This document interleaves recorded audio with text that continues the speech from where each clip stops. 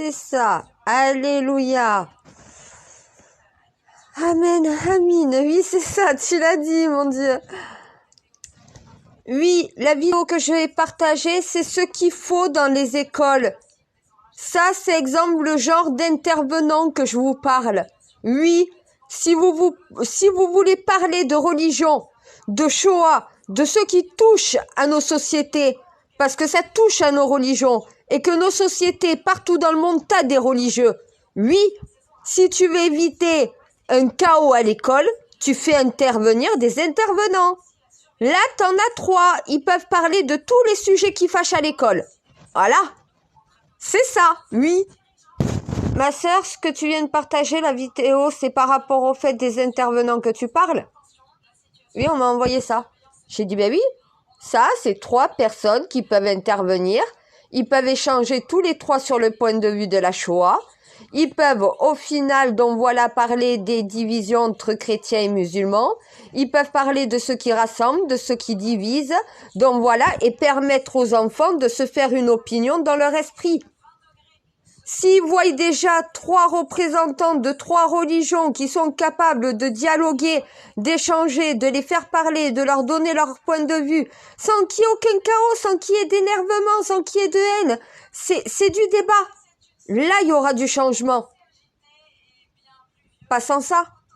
Mais j'essaye de leur faire comprendre. Alors, je cherche un peu partout, sur tout le net, pour essayer de trouver, donc voilà, quelque chose qui peut leur faire prendre conscience. C'est ça, les intervenants? Ben oui. Là, tu as 3 intervenants.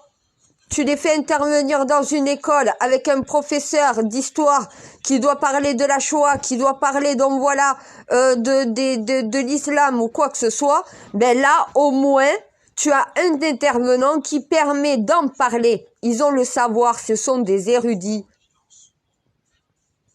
Moi, je le ferai pas à leur place. Je peux pas aller dans toutes les écoles de France chaque fois qu'il y a ce sujet qui est traité. C'est pas mon devoir, c'est le leur. C'est ça, réunifier les religions. Et c'est ça, la laïcité. La laïcité, c'est ça. Le professeur avec des intervenants religieux des 3 religions qui sont là pour pouvoir débattre avec les élèves et avec le professeur sur ces sujets-là.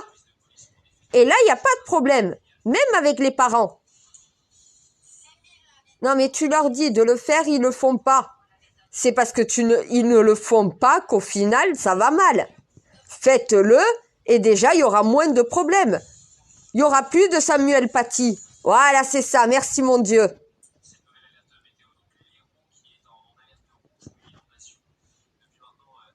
Oui, j'ai touché le sujet avec Al-Qaïda. Il m'a dit, alors, toi, franchement, tu nous mets au chômage. Il a dit bien chômage maintenant.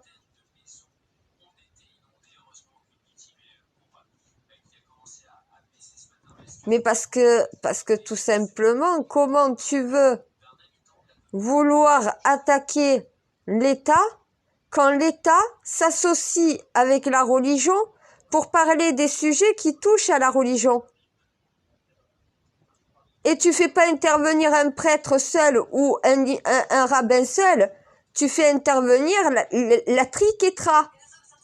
Parce qu'au moins, il y a l'échange des 3 religions. Et ça sera apaisé. Et ils savent pas ce que c'est l'apaisement. Oui, mais moi, tu me le dis à moi, je le sais. Mais ça rentre pas chez eux. Insiste, ça va rentrer. Ça rentre toujours, c'est vrai. J'ai mal au crâne. Oui, je suis toujours sur le dossier immigration en plus. Je suis toujours avec Al-Qaïda, je suis avec la Libye, le Maroc. Non, on m'a dit de pas m'en occuper pour le moment, je m'en occupe pas pour le moment. J'ai déjà ça à m'occuper. Hein. Je leur avais dit de quitter le pays. Hein. Ils ont voulu laisser l'ambassadeur avec son équipe. Eh ben maintenant, ils assument. Hein. Je leur avais dit, quand un pays te dit tout le monde dehors, c'est tout le monde dehors. Si tu veux rester, eh ben oui, tu te retrouves piégé. Je leur ai dit, s'il faut négocier, vous me le dites, je négocierai avec le Niger. Et ils quitteront le pays, sans qu'aucun mal leur soit fait. Et je créerai... J'ai déjà une alliance avec le Niger. Moi, je leur ai demandé quand même de les nourrir, de les tenir en bonne santé. Je leur ai dit, ce sont des prisonniers de guerre, vous en avez la responsabilité. À un moment donné, vous devrez les renvoyer en France.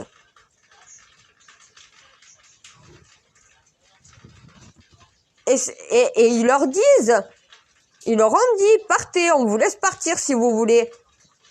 Et Macron insiste pour qu'ils restent. Eh ben voilà ce qui s'est passé. Voilà. Vous voulez qu'ils restent? Eh ben ils vont rester. Non, ils vont pas les laisser mourir. Ils sont pas battus. Non, non, ils sont bien traités. Il manque juste un peu de nourriture. Donc j'ai un petit peu, on va dire, rappelé quand même qu'ils avaient une alliance avec moi et qu'ils étaient dans l'obligation de bien les traiter et correctement. Après, ils se démerdent avec le gouvernement, c'est plus mon problème.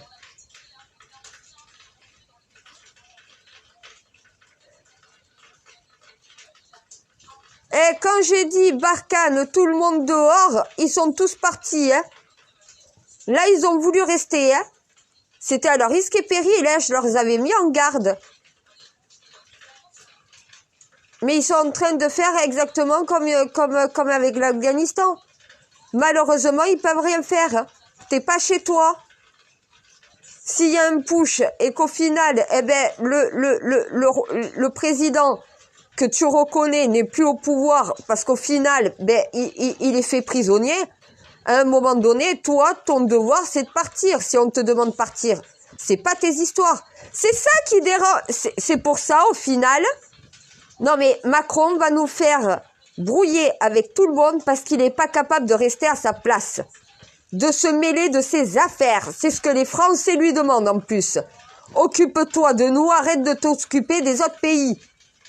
Ils t'ont rien demandé, ils t'ont demandé de partir. Encore si on nous demande notre aide. Si on propose notre aide et qu'on l'accepte, c'est une chose. Mais quand on veut ni de ton aide et qu'on ne veut pas de ta présence, tu te casses. Le Niger, c'est pas la France. Voilà. C'est pas notre sol, c'est pas notre territoire. Et Macron parle de souveraineté. À un moment donné, c'est au Niger de se démerder à sortir de cette crise. Nous, on peut rien faire pour eux en réalité. On peut juste leur donner du soutien si on veut, mais on ne peut pas remplacer leurs actions ou leurs décisions. Et ça, Macron ne le comprend pas. Et il nous brouille avec tous les pays.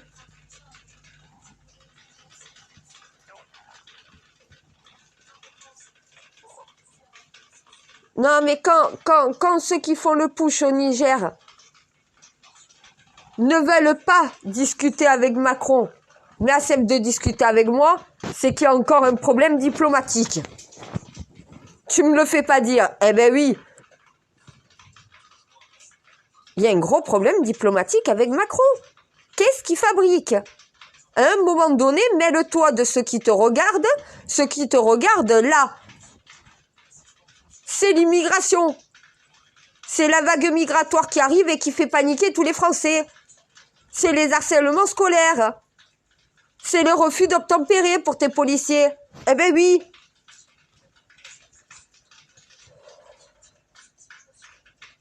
Non mais moi là c'est compliqué pour moi en ce moment parce qu'en plus de devoir gérer la France, là j'ai plusieurs situations de crise mondiale en plus à devoir gérer. C'est pas juste l'Ukraine et un autre pays, non là on dirait qu'ils se sont tous fait passer le mot. Incapables de se gérer les uns les autres. Et le peuple qui attend. Je vais pas venir vous délivrer.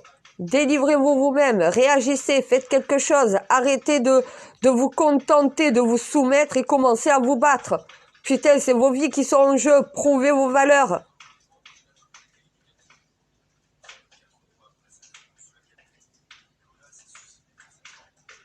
Mais de toute façon, une population unie et en supériorité numérique sur les putschistes comme sur le gouvernement.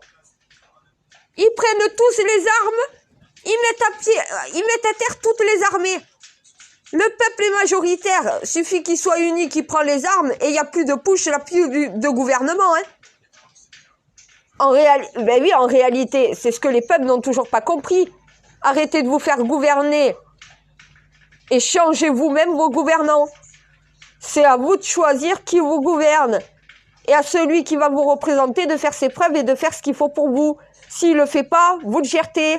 C'est qu'il n'a pas sa place, il ne fait pas correctement son travail, vous n'en avez pas besoin. C'est une plaie pour ton pays, c'est pas un bien.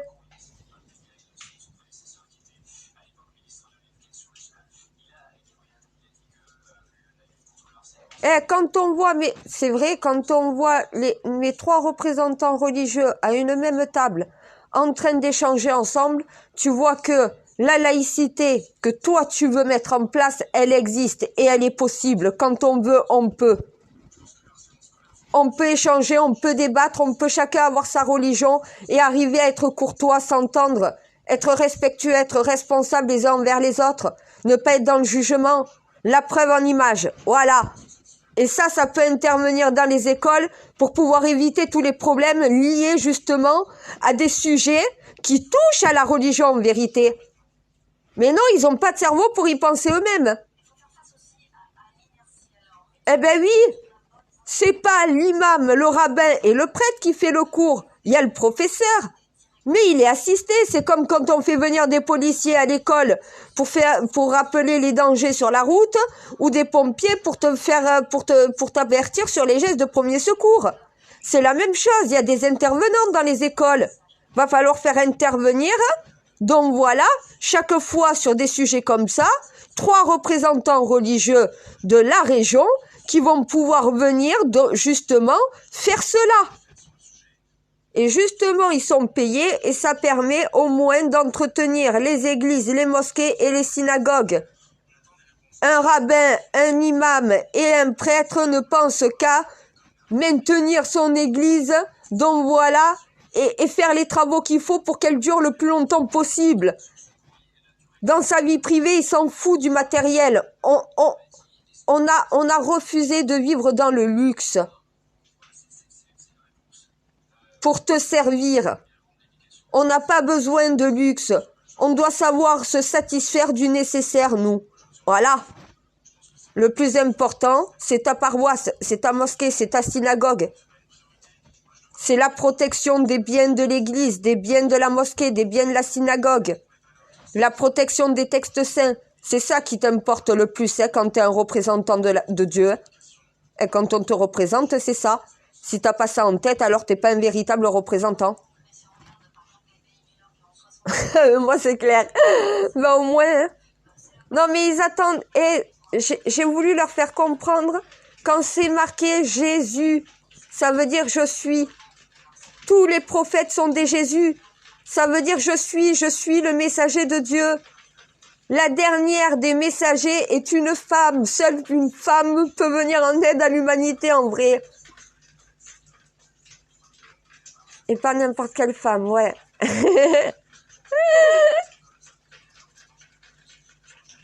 Ah ben oui, carrément, vous avez envoyé Lilith pour les redresser.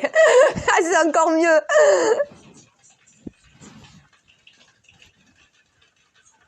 Non mais attends, ils paniquent tous au châtiment. Mais le châtiment, c'est nous qui nous le créons, en vrai. Ils ont toujours pas capté. On s'inflige tout ça nous-mêmes. C'est pas toi qui nous l'inflige. C'est nous qui faisons tout ça nous-mêmes. Ils ont toujours pas capté. Nos péchés capitaux. C'est ça le mal qu'on s'inflige, nous, l'humanité. On arrête de s'infliger tout ça. On vit heureux, on vit en paix.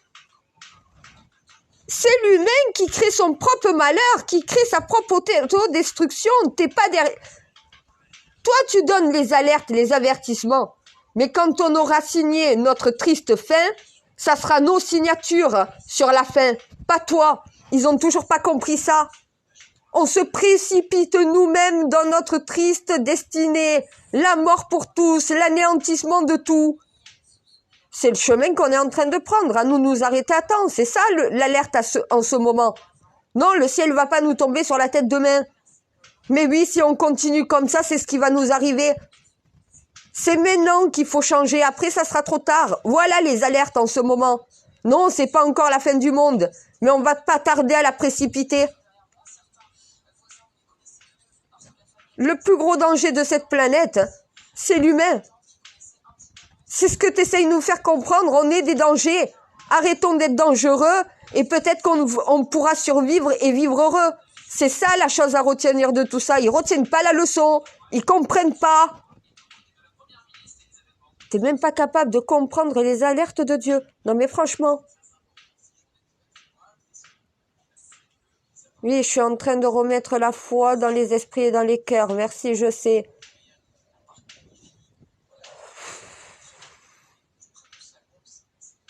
Mais c'est le système qu'il faut changer. Ils savent pas comment s'y prendre. C'est pas qu'ils ne veulent pas le faire, c'est qu'ils ne savent pas faire. C'est pire encore. Encore si tu ne veux pas, mais que tu sais faire, c'est une chose. T'es égoïste.